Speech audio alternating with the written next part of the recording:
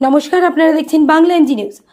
আবার মর্মান্তিক পথ দুর্ঘটনার শিকার বেশ কিছু বাসযাত্রী।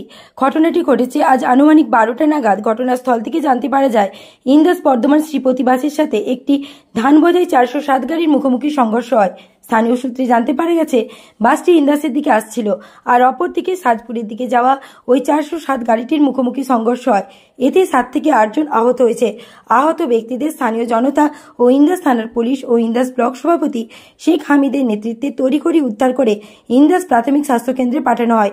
3 জনের অবস্থা একটু খারাপ থাকায় তাদের বর্ধমান মেডিকেল কলেজে স্থানান্তরিত করে। বাঁকুড়ার ইন্দাস থেকে সৌরভ মজুমদারের সাথে অভিজিৎ সরকারের রিপোর্ট, বাংলা এমজি নিউজ।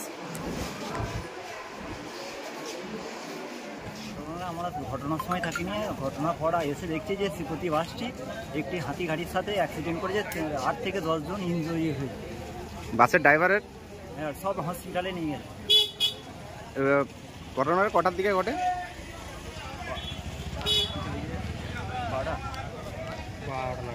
12টা নাগাদ। আচ্ছা, আপনার নাম? কৌশিক মাঝি। মোচড় ছিল আর কি, মোচড়ের মাথাতেই হয়েছে, মানে আসলে খুব একটা স্লোতে ছিল না। কিসের সাথে কিসের হয়েছে? ওই ছোট হাতির সাথে আর আমাদের বড় বাসে, মানে শ্রীপতির সাথে হয়েছে ছোট হাতি। তো কিভাবে হলো? মানে ওভার স্পিডের জন্য হয়েছে না এমনি পাস কাটা দেখি? কার স্পিড বেশি ছিল? দুটোরই সমানই ছিল, মানে কোন মোচড়ে যে যাচ্ছে একটু স্লো করতে হয়, সেটা খুব একটা স্লোটা ছিল না। আচ্ছা, আপনি পাশেই ছিলেন? হ্যাঁ, আমি সামনে একদম, আমি পুরো দেখতে ব্যাপারটা। আচ্ছা, আপনার নাম? অবশ্যই মাঝি। হয়েছিল দাদা, ঘটনাটা একটু বলুন।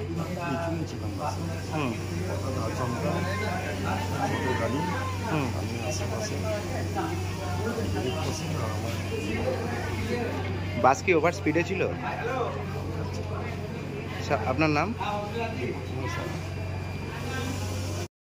তুমি যাও, তুমি পাশে বসে চেপে যাও। আর তুমি ওঠো, এ পাশে ওই শিখো।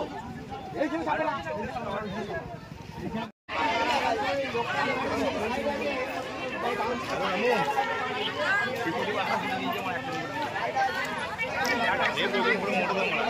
আমি দাঁড়িয়ে আছি তো একদম, আমি বেশি আছি, 2-3টা গাড়ি বেশি আছি। আমি বেশি